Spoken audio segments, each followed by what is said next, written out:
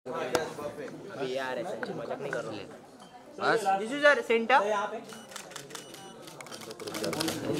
पे तो ये भी चलो क्या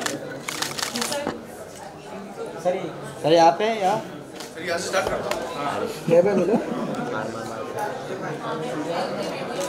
हो गया तेरा फोटो हो गया प्लानिंग लेना था सर यहाँ पे thank you sir thank you thank you हाँ ऑर्डर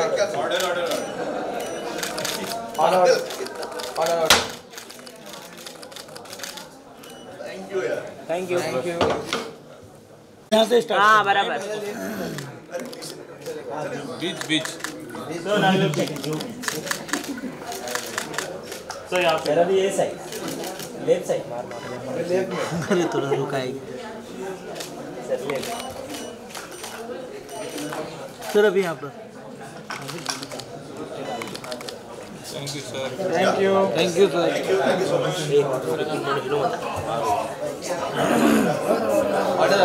ऑर्डर अरे यहाँ वहाँ ऑर्डर क्या बात है क्या बात है हेलो चौरे से नीचे बैठ थोड़ा नीचे तो बैठा अभी घुस जाओ फोन आ रहा है फोन आ रहा है यूट्यूब भी चला दे रहा है ma'am centre centre Kajal ma'am यहाँ पर मैम समोर मैम यहाँ Kajal ma'am madam right ma'am centre phone आ रहा भाई उनका भाई फोन पीछे करो ना काजल मैम इकडे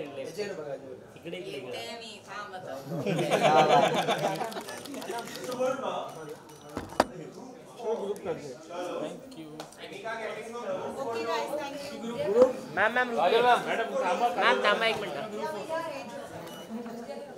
अरे ऑर्डर बाहेर दीजिए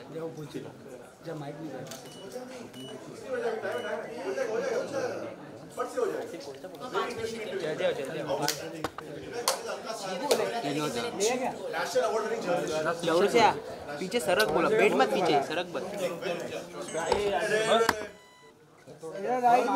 घुटना भाई भाई फ्रेम में भी आ रही है सेंटर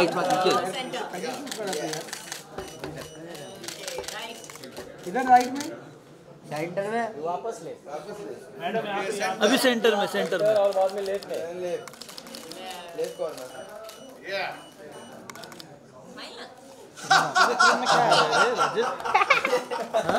तेरे फ्रेम में क्या है थैंक यू सो मच अभी सिर्फ 5 minute video write sir and then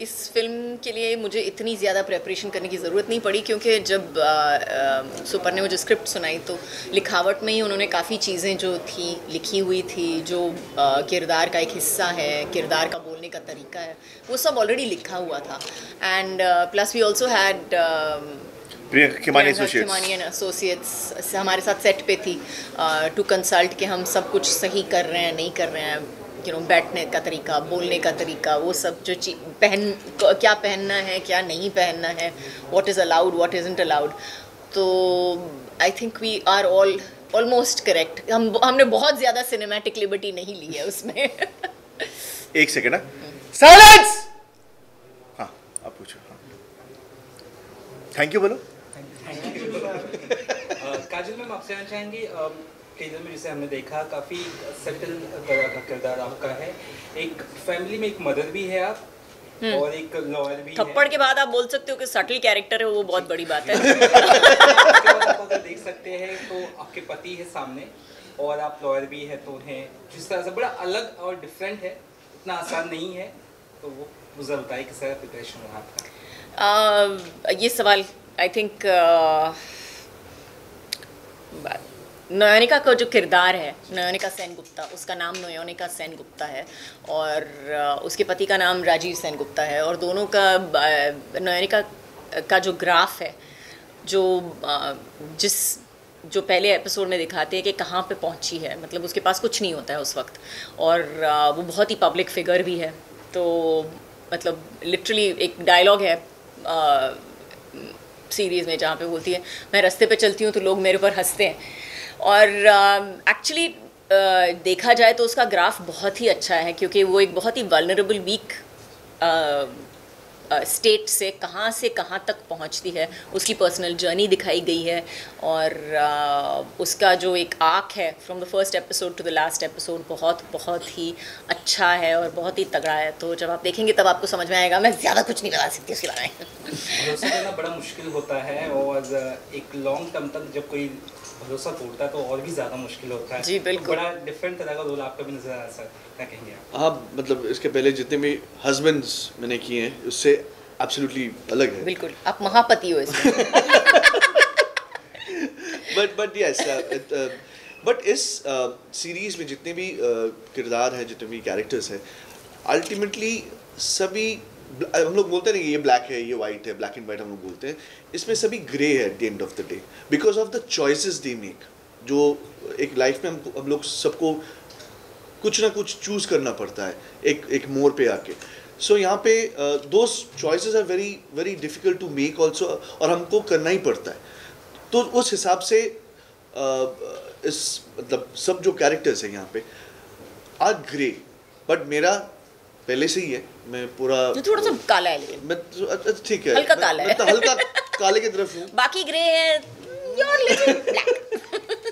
but या ये डिफरेंट है। जितने भी पहले किरदार कर चुका हूँ हिंदी में उससे अलग ही है।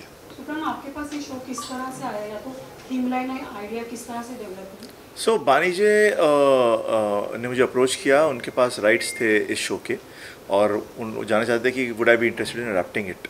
तो मुझे खुली छूट मिली इस शो को अडैप्ट करने के लिए और जब हम काजोल के पास गए जो हमारी पहली चॉइस थी, उन्होंने सुनकर हाँ बोला एंड वहाँ से शुरुआत हुई and it's been a dream to always work with her and finally we found something that interested her as well.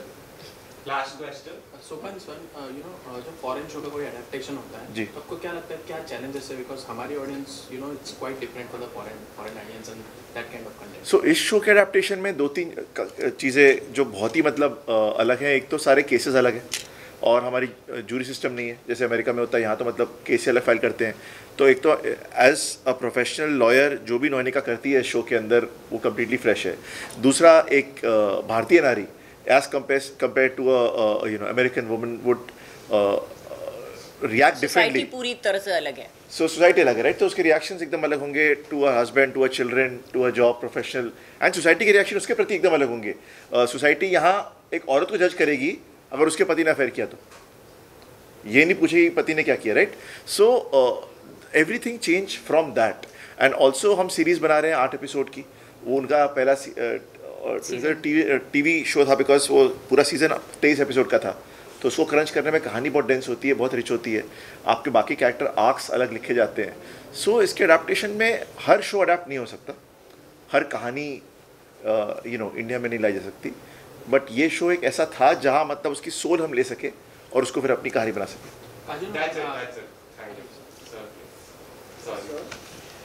Thank you so much. Thank you so much. हाँ, please 14th of July on Disney Plus Hotstar the trial, प्यार कानून धोखा। बेचारा बोला जा रहा था।